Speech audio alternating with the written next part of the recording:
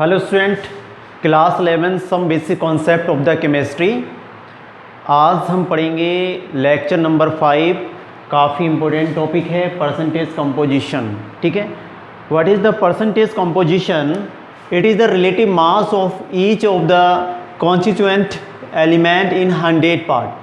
कोई भी कंपाउंड है और उस कंपाउंड के हम जब एलिमेंट की परसेंटेज देखते हैं 100 में से, तो हम उसको क्या बोलते हैं? Percentage composition. यहाँ पे हम बात करते हैं परसेंटेज कंपोजिशन ऑफ एलिमेंट या percentage composition of constituent particles equals to mass of element in compound upon molar mass of compound into 100। तो ये हमने एक फॉर्मूला बनाया, फिर से मैं बता दूँ। Percentage of element equals to mass of element, यानी कोई एक सिंगल कोई कंपाउंड में है तो उसका मास देखेंगे, है ना, and molar mass of compound into 100। अब देखो इसको कैसे अप्लाई करेंगे, हमने ये देखना है। हमारे पास क्वेश्चन है calculate the percentage composition of CaNO3 का whole twice. This compound is known as the sodium nitrite.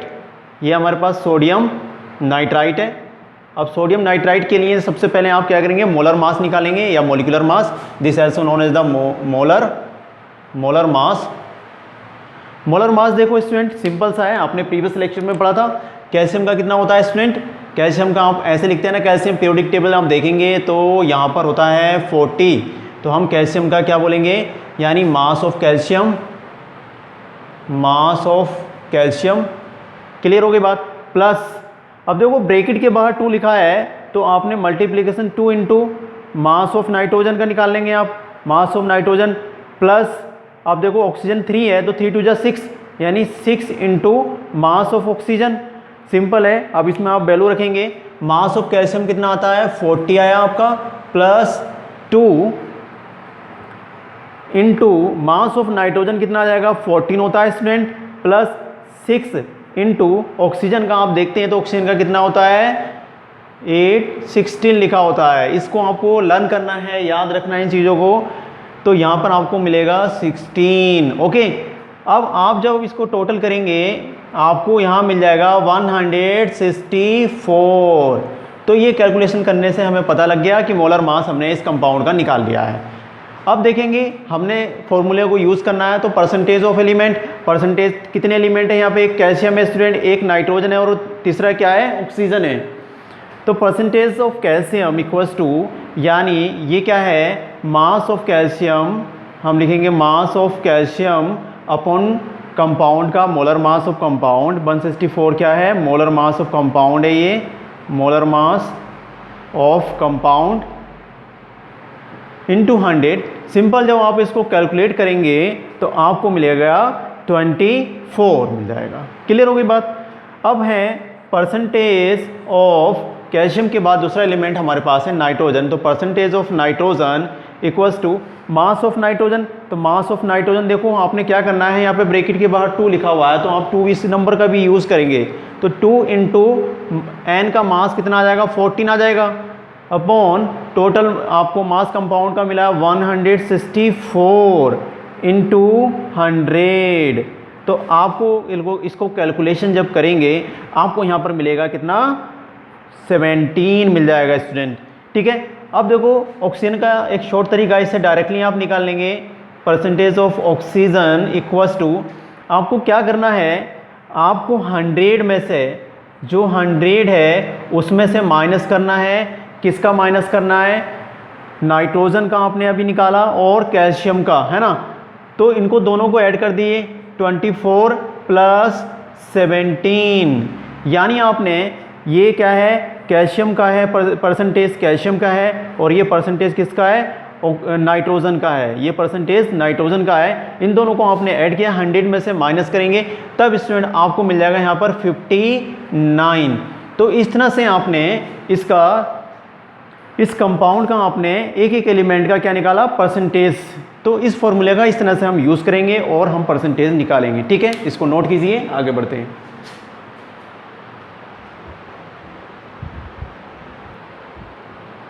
हो गया नोट डाउन। अब स्टूडेंट हम मूव करते हैं, काफ़ी इंपॉर्टेंट टॉपिक है जिससे काफ़ी सारे न्यूमेरिकल आप सॉल्व करेंगे। इनको आप समझिए, molecular formula and empirical formula. देखो मॉलिक्यूलर फार्मूला क्या होता है? ये क्या बताता है, express as the actual number of each element present in one molecule. तो मॉलिक्यूल में जो एलिमेंट है, जैसे कि एक मॉलिक्यूल लिखा मैंने glucose, this is the glucose molecule, ये क्या है, ग्लूकोज है। अब इस ग्लूकोज में कार्बन एलिमेंट है, हाइड्रोजन है और ऑक्सीजन है।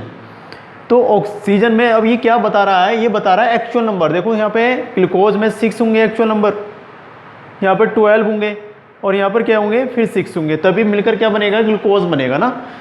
तो अगर आप बात करते हैं एम्पेरिकल फॉर्मूले की, तो एम्पेरिकल फॉर्मूला बताता है it represent the simplest relative whole number ratio of atoms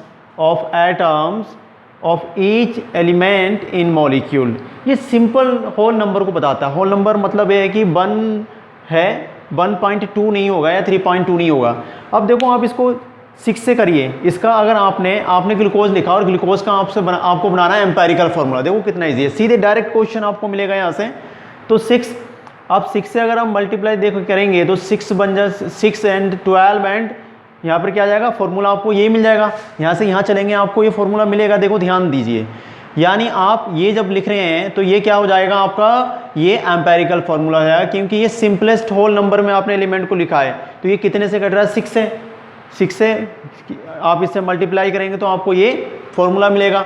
इधर चलते हैं, ये क्या है स्टूडेंट, इथेन है, इथेन है।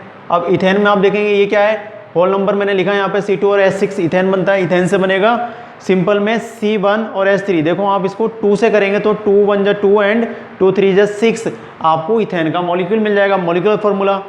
दूसरी आप बात करेंगे, यहाँ पर है ब्यूटेन, ये क्या है स्टूडेंट, ब्यूटेन है। अब आप ब्यूटेन में ध्यान से देखेंगे तो आपको देखो दिखाई देगा C2H5 में आपने लिखा कि सिंपल नंबर लिखे आपने। अब 2 से आप करेंगे तो 2 2 जा 4 एंड 2 5 जा 10, आपको ये फॉर्मूला मिल जाएगा। तो समझना, आप एम्पेरिकल फॉर्मूले से इस नंबर से मल्टीप्लिकेशन करके आप किधर जा सकते हैं, मॉलिक्यूलर फॉर्मूले में जा सकते हैं। अगर आपको बेंजीन दे दिया मैंने, तो बेंजीन में आपको क्या करना है, देखो 6 है तो यहाँ पे C और H जो होता है ये क्या बन जाएगा, एम्पेरिकल फॉर्मूला। अगर आप इसको 6 से मल्टीप्लिकेशन करेंगे तो आपको क्या मिल जाएगा, ये आपको मिल जाएगा इसका बेंजीन का मॉलिक्यूलर फॉर्मूला मिल जाएगा। क्लियर होती है बात। तो आप इधर से इधर चलेंगे तो इस तरह से आप अगर इस एम्पेरिकल फॉर्मूला दिया है और आपको कह रहा है कि मॉलिक्यूलर फॉर्मूला, तो आप इस नंबर से इसको क्या करेंगे, मल्टीप्लिकेशन करके आप ऐसे बना लेंगे। तो हमें यहाँ से एक स्टूडेंट क्या मिल जाता है, ये जो सारे नंबर आपको दिखाई दे रहे हैं, यानी आपने 6 लिखा है, 2 और जो 6 है, ये क्या बन जाता है स्टूडेंट, ये जो है इसको मैं n बोल देता हूँ। इसको क्या बोल दिया मैंने, n बोल दिया, ठीक है। और ये जो हम ऊपर पढ़ रहे हैं ये क्या है, एम्पेरिकल फॉर्मूला। तो ये क्या है, एम्पेरिकल फॉर्मूला, एम्पेरिकल फॉर्मूला।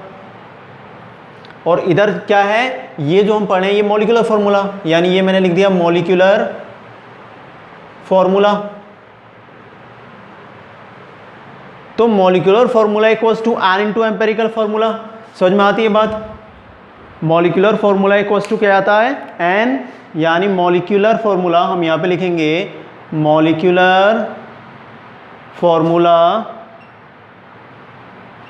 मिलता है हमें n into empirical formula, empirical formula. Clear होती है बात student. Molecular formula equals to मिलेगा आपको n into empirical formula. n क्या है, ये नंबर है जिससे कि आप किस में जा सकते हैं, मॉलिक्यूलर फॉर्मूले में। इसी तरह से अगर आपको मास का फॉर्मूला पूछ दिया, अगर आपको मास का फॉर्मूला पूछ दिया तब आप कैसे चलेंगे, यानी मॉलिक्यूलर फॉर्मूला मास आपसे पूछा गया, मॉलिक्यूलर फॉर्मूला मास, तो आपने सिंपल क्या करना है, n इंटू एम्पेरिकल फॉर्मूला मास, एम्पेरिकल फॉर्मूला मास, ठीक है।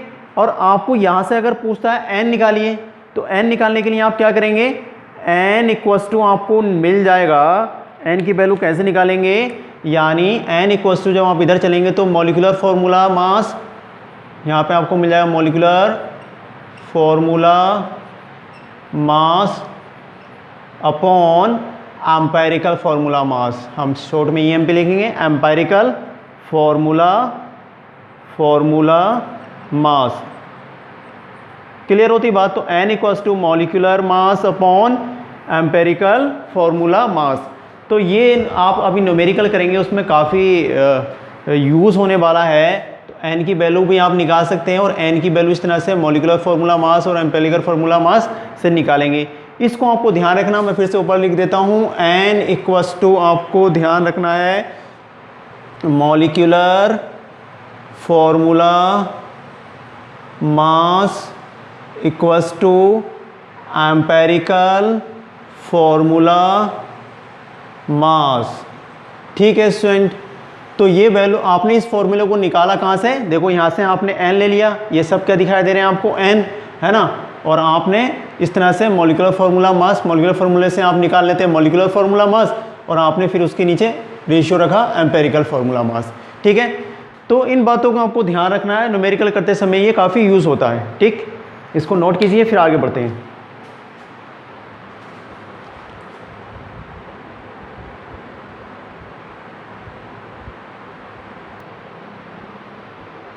अब स्टूडेंट हम देखते हैं numerical calculate the empirical formula. हमने एम्पेरिकल फार्मूला बनाना है। हमें क्वेश्चन में कंपाउंड में दे रखा है एलिमेंट पोटेशियम है 26.6% and chromium CR symbol of chromium है 35.4 एंड आपको ऑक्सीजन दे रखा है 38.1%। तो देखो इसकी जो मेथड है वो आपको समझना है। सबसे पहले आप इसकी मेथड, जो मैंने ये चार्ट बनाया है इसमें आपको मेथड पे ध्यान देना है। सबसे पहले आप लिखते हैं फर्स्ट में एलिमेंट।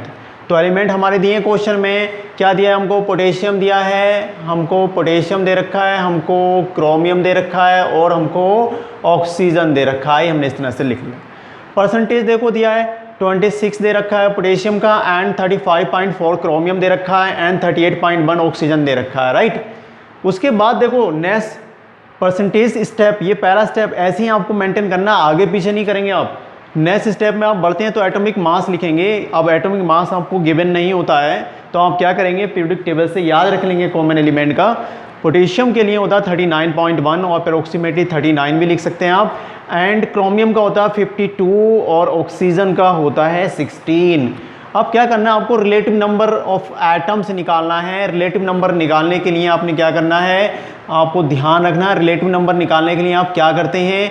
जो परसेंटेज होती है उसको एटॉमिक मास है, मैं यहाँ पे AM लिख रहा हूँ, यानी relative number of atom equals to होता है परसेंटेज अपॉन एटॉमिक मास।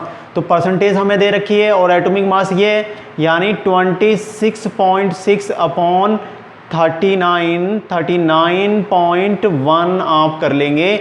इसको जब कैंसिल आउट करेंगे आपको मिलेगा 0.68। कैलकुलेशन आपको करना है खुद ही। इसी तरह से आपको यहाँ पे परसेंटेज दे रखी है 35.4, है ना। अब आपको 35.4 दे रखी है तो आपको क्या करना होगा? डिवाइड करेंगे 52 से तो आपको यहाँ पर स्टूडेंट मिल जाएगा 0.68। इसी तरह से स्टूडेंट यहाँ पर देखो 38.1 दे रखा है परसेंटेज, तो आप यहाँ पर लिखेंगे 38.1 डिवाइडेड 16। ओके, आप इसको कैंसिल आउट करेंगे आपको मिलेगा 2.38। तो this is the relative number of atoms. अब हमने इन एटम्स, अब ये स्टेप हमारा कंप्लीट होता है। इसके बाद हम सिंपलेस्ट रेशियो में बात करेंगे। सिंपल रेशियो क्या होता है? ये सबसे स्मॉलेस्ट नंबर को डिवाइड करने पर मिलता है। यानी अगर आपसे कहता है कि सिंपल रेशियो निकालना है तो सिंपल रेशियो के लिए आपको क्या करना होगा? मैं यहाँ पे कहीं लिख देता हूँ। सिंपल रेशियो के लिए स्टूडेंट ध्यान रखना इस बात को, आपको बाद में प्रॉब्लम आती है बार बार, तो हम यहाँ पे सिंपलेस्ट रेशियो के लिए लिख देते हैं। आपसे पूछता है सिंपलेस्ट रेशियो, तो आपको क्या करना होगा? स्मॉलेस्ट नंबर, जो रिलेटिव नंबर दे रखा है ना, इसका आप smallest number, smallest relative number में लिख रहा हूँ, R number relative number upon आपको नीचे लिखना होगा रिलेटिव नंबर, यानी स्मॉलेस्ट नंबर। आप इसमें तीनों में चेक कीजिए कौन सा है। तो यहाँ तो दो कॉमन भी दे रखे हैं तो कोई सा भी आप लिखेंगे 0.68, तो यहाँ पे आप लिखेंगे 0.68, है ना, और आपने 0.68 लिखना है। देखो फॉर्मूला ध्यान रखना, सिंपलेस्ट रेशियो निकालने के लिए स्मॉलेस्ट रिलेटिव नंबर को डिवाइड करना है रिलेटिव नंबर से। ठीक है, तो यहाँ पे आपको मिल जाएगा 1, ठीक है, कैंसिल आउट हो जाएगा। इसने 0.68 का फिर से डिवाइड करेंगे, स्मॉलेस्ट नंबर हमने एक उठा लिया है ना ये, अब इससे इसकी डिवाइड करेंगे, ऐसे इसमें हमने 6.8 करेंगे तो आपको यहाँ पर 1 मिल जाएगा।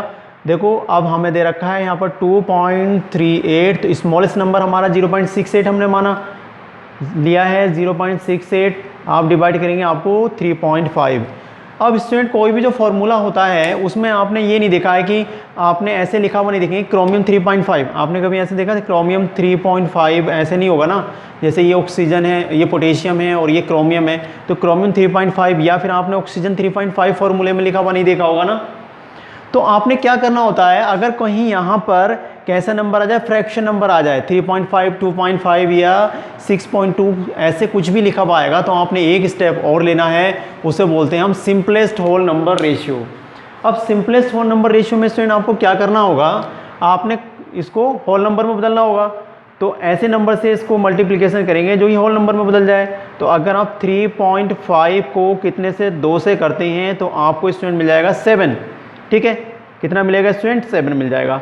अच्छा ध्यान रखना, इसको ही नहीं करना है, इस पूरे सिंपल रेशियो जो ऊपर तीनों और भी एलिमेंट हैं उनको भी ये करना है। जैसे 1 है तो 1 को भी आपको 2 से मल्टीप्लिकेशन करना होगा, ऊपर 1 है तो यहाँ पर भी 2 से करना होगा, आपको मिलेगा यहाँ पर 2 और आपको यहाँ पर भी 2 मिल जाएगा। क्लियर होती है बात।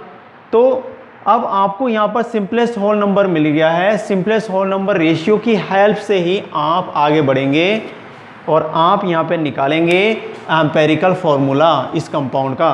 तो आपने निकालना है एम्पेरिकल फार्मूला,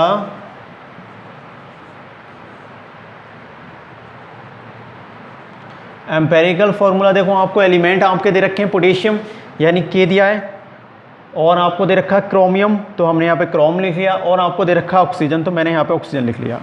क्लियर होती है बात। तो मैंने पोटेशियम लिखा, क्रोमियम लिखा और फिर मैंने ये ऑक्सीजन लिख लिया है। पोटेशियम का देखो हमें कितना मिला है, सिंपलेस्ट होल नंबर रेशियो 2 मिला है, एंड क्रोमियम का कितना मिला है, देखो ये है क्रोमियम, इधर चलते हैं तो आपको यहाँ पर 2 मिला है, और ऑक्सीजन कितना मिला है स्टूडेंट, 7 मिला है। तो ओवरऑल आपको फॉर्मूला जो मिलता है K2Cr2O7, this is known as the empirical formula. तो इस तरह से आप एम्पेरिकल फार्मूला बनाएंगे, ठीक है बात, इसको नोट कीजिए। ऐसी न्यूमेरिकल है, molecular formula, empirical formula, next lecture में बात करेंगे। आज का लेक्चर यहीं तक कंप्लीट करते हैं, ठीक है, थैंक यू।